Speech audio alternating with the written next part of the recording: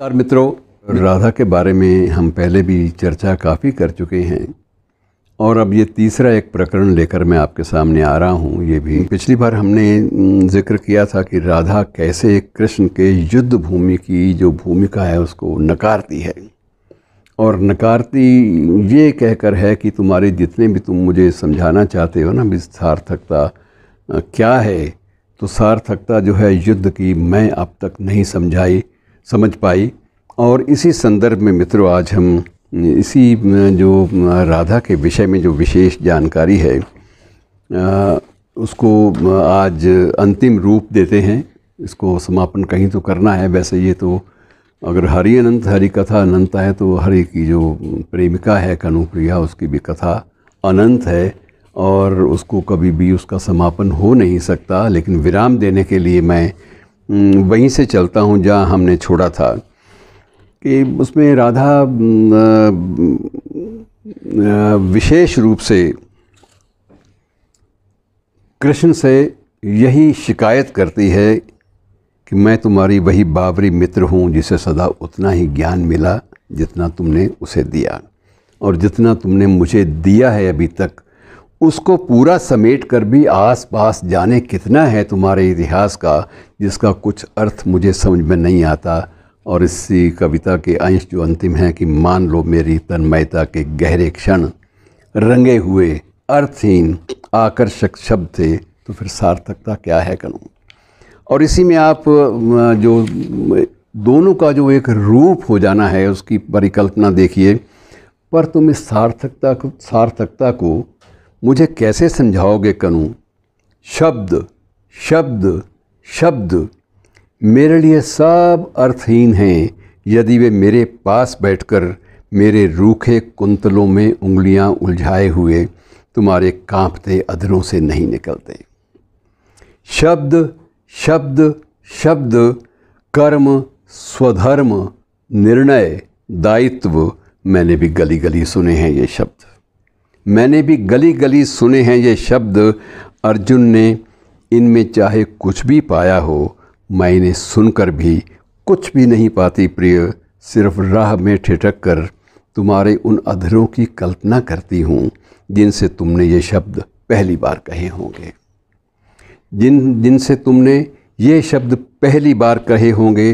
तुम्हारा सांवला लहराता हुआ जिस्म, एक कल्पना कीजिए कृष्ण हाथ में शंख लिए बुड़ी हुई ग्रीवा है और शंख नाद कर रहे हैं। वो चित्र आपने कई बार देखा होगा कि तुम्हारा सांवला लहराता हुआ जिस्म, तुम्हारी किंचित मुड़ी हुई शंख ग्रीवा, तुम्हारी उठी हुई चंदन बाहें, तुम्हारी अपने में डूबी हुई अधखुली दृष्टि, धीरे धीरे हिलते हुए तुम्हारे जादू भरे होंठ।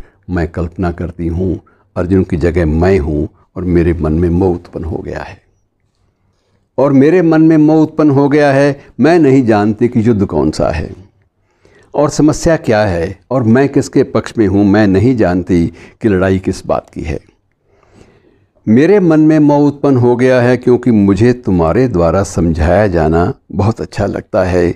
सेनाएं स्तब्ध खड़ी हैं, इतिहास स्थगित हो गया है और तुम मुझे समझा रहे हो कर्म स्वधर्म निर्णय दायित्व।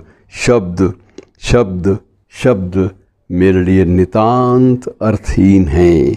मैं इन सब के परे अपलक तुम्हें देख रही हूँ और हर शब्द को अंजुरी बनाकर बूंद बूंद तुम्हें पी रही हूँ। तुम्हारा तेज मेरे जिस्म के एक एक मूर्छित संवेदन को धधका रहा है और तुम्हारे जादू भरे होंठों से रजनीगंधा के फूलों की तरह टप टप शब्द झर रहे हैं, एक के बाद एक। कर्म स्वधर्म निर्णय दायित्व मुझ तक आते आते सब बदल गए हैं और मुझे सुन पड़ता है केवल राधन राधन राधन। शब्द शब्द शब्द, तुम्हारे शब्द अगणित हैं कणु संख्यातीत, पर उनका अर्थ मात्र एक है, मैं और केवल मैं। फिर उन्हीं शब्दों से मुझे को इतिहास क्या समझाओगे कणु। और ये एक चरम है राधा और कृष्ण के बीच संबंधों का कि कैसे एक रूपता कृष्ण के बिना राधा में अधूरापन है और राधा के बिना कृष्ण भी अधूरे हैं। और इसी क्रम में मित्रों समुद्र स्वप्न का जिक्र है, चर्चा है उसकी कि जिसकी शेष शैया पर आप कणु का एक स्वरूप देखिए कि वो किस तरह से उसको लेती है कृष्ण को, कि जिसकी शेष शैया पर तुम्हारे साथ युगों युगों तक क्रीड़ा की है। आज उस समुद्र को मैंने स्वप्न में देखा करूँ। लहरों के नीले अवगुंठन, लहरों के नीले अवगुंठन में जहाँ सिंदूरी गुलाब जैसा सूरज खिलता था, वहाँ सैकड़ों निष्फल सीपियाँ छटपटा रही हैं और तुम मौन हो। मैंने देखा कि अगणित विक्षुब्ध विक्रांत लहरें फेन का शिरस्त्राण पहने हुए सिवार का कवच धारण किए, निर्जीव मछलियों के धनुष लिए युद्ध मुद्रा में आतुर हैं। और तुम कभी मध्यस्थ हो, कभी तटस्थ और कभी युद्धरत। और अंत में मैंने देखा कि तुम थक कर इन सबसे खिन्न, उदासीन, विस्मित और कुछ आहत मेरे कंधों पर टिक कर बैठ गए हो। और तुम्हारी अनमनी भटकती उंगलियां तट की गीली बालू पर कभी कुछ लिख देती हैं, किसी उपलब्धि को व्यक्त करने के अभिप्राय से नहीं, मात्र उंगलियों को ठंडे जल में डुबोने का सुख लेने के लिए।